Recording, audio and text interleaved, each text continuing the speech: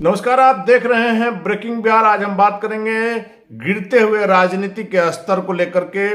पिछले दिनों की बातें छोड़ दीजिए, अभी बात कर लीजिए सिर्फ देश के गृह मंत्री अमित शाह का जो प्रोग्राम था सासाराम में और नवादा में, उसे लेकर के जो राजनीति हो रही है, जिस स्तर का नेताओं का बयान आया आपने सुना, और वो भी बड़े नेताओं का बयान जिसे हल्के में नहीं लिया जा सकता है। आखिर जनता को कौन कर रहा है गुमराह, क्योंकि इतना तो तय है कि कोई ना कोई गुमराह जरूर कर रहा है। और पिछले दिनों जो न्यूज की सत्यता को लेकर के भी जो बवाल हुआ था और सभी लोग इसमें चुप्पी साधे हुए थे, इस बात को भी आप देखिए कि किस प्रकार से देश के गृह मंत्री के कार्यक्रम को लेकर के जो संदेह की, जो सस्पेंस की जो स्थिति बनी हुई है, जो आप कह सकते हैं कि कंफ्यूजन का माहौल बना है, इसके लिए आखिर दोषी कौन है यह हम नहीं कर रहे हैं। आप ये बयान सुनिए नेताओं के, चाहे वो बीजेपी के बिहार के प्रदेश अध्यक्ष सम्राट चौधरी हो, जदयू के नीरज कुमार हो या पप्पू यादव हो। इस पर हालांकि मुख्यमंत्री नीतीश कुमार का भी बयान आया था, लेकिन अभी आपको उन तीनों नेताओं का बयान हम सुनाएंगे, जिसे सुनकर के आप खुद अंदाज लगाइए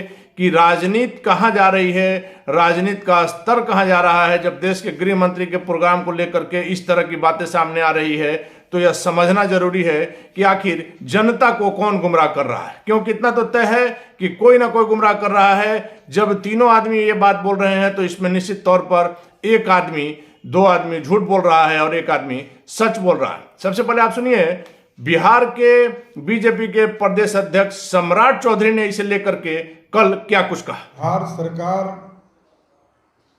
लगातार हम लोगों के कार्यक्रम के साथ सौतेलापन अपनाने का काम कर रहा है, और हम लोगों को अब सम्राट अशोक जयंती जो सासाराम में हम कर रहे थे, क्योंकि वहाँ 144 सरकार ने लगा दिया है, हम उस कार्यक्रम को स्थगित कर रहे हैं, क्योंकि हमारे कार्यकर्ताओं के घर पर बम फेंके जा रहे हैं और सरकार सिर्फ हाथ पर हाथ धर के बैठी हुई है।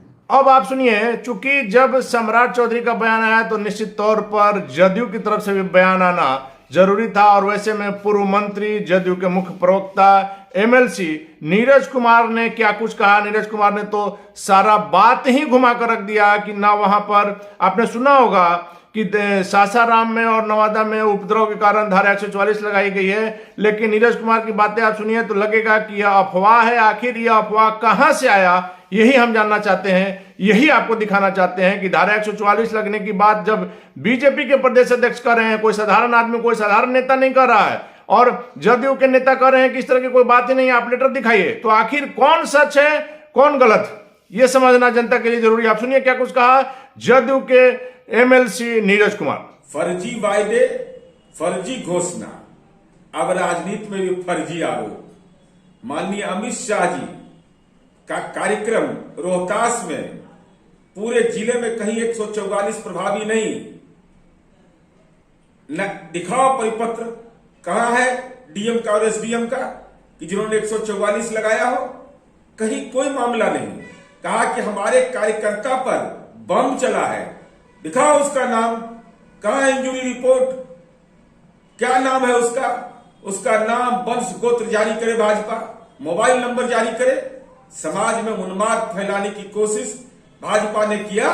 तो आपने सुना जदयू के एमएलसी पूर्व मंत्री नीरज कुमार ने क्या कहा। इसके बाद रही सही कसर जाप सुप्रीमो पप्पू यादव ने पूरी कर दी। यही पप्पू यादव पिछले दिनों तमिलनाडु प्रकरण के बाद क्या कुछ बोले। जमुई जो पीड़ित परिजन है उनसे मिलने के लिए गए, जिस व्यक्ति की वहां पर हत्या हुई थी, उसके बाद पप्पू यादव ने क्या कुछ कहा था आपको याद होगा कि तमिलनाडु के जो लोग यहाँ हैं उनके घर के आके धरना देंगे, लेकिन शांतिपूर्वक तरीके से धरना देंगे। किस प्रकार से उस समय तनाव का माहौल बना था आपको याद होगा। और उस मामले में एक व्यक्ति मनीष कश्यप, जिसको दोषी करार दिया गया है, जिस पर कई तरह के आरोप हैं और अभी वह पुलिस की गिरफ्त में है, लेकिन हम लगातार उस समय से कह रहे हैं कि मनीष कश्यप दोषी है कि निर्दोष है यह तय करना कोर्ट का काम है। लेकिन जिस कारण से मनीष कश्यप को गिरफ्तार किया गया है वह कारण और भी कई लोगों ने किया है। जिस प्रकार से आपने देखा कि धारा 144 लगाने की खबर सभी प्रिंट मीडिया से लेकर के इलेक्ट्रॉनिक मीडिया ने चलाई, तो क्या वो लोग दोषी नहीं है? क्या बिना सत्यता के कोई खबर चलाना, क्या बिना किसी बात के किसी नेताओं का बयान देना, जनता को गुमराह करना, इस तरह से ये जो बातें हैं वह क्या दोषी व्यक्ति को सजा नहीं मिलनी चाहिए। इन्हीं विषय पर आप देखिए फिर से पप्पू यादव ने क्या कहा। जब उस समय सच सामने आया था तमिलनाडु मामले में तो पप्पू यादव ने चुप्पी साध लिया था, लेकिन कल फिर इस प्रकरण पर किस प्रकार से बोल रहे हैं पप्पू यादव, जरा आप वो भी सुनिए। पहले बीजेपी के अध्यक्ष वहां गए, इन लोगों की जांच होनी चाहिए कि कौन कौन लोग जाके दंगा प्रायोजित है। ये बीजेपी के नेता जाकर के दंगा करवाए, जांच हो और इन लोग पर एफआईआर लॉन्च के इन लोग को बंद किया जाना चाहिए और इन लोग की सदस्यता जाना चाहिए।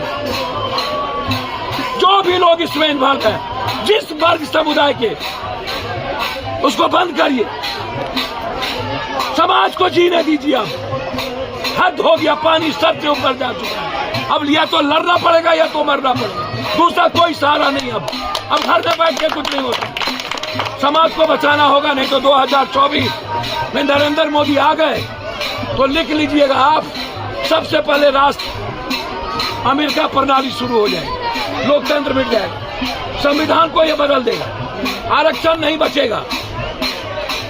हिटलर से भी बड़ा शासन 2024 के बाद। हम नीतीश जी और तेजस्वी को आग्रह करेंगे कि ड्राइविंग सीट बकबक करना बंद करिए, चपरासी नहीं रहने देगा 24 के बाद ये लोग। कौन दुनिया में है, लड़िए और जरूरत है सबको एक होके लड़ने।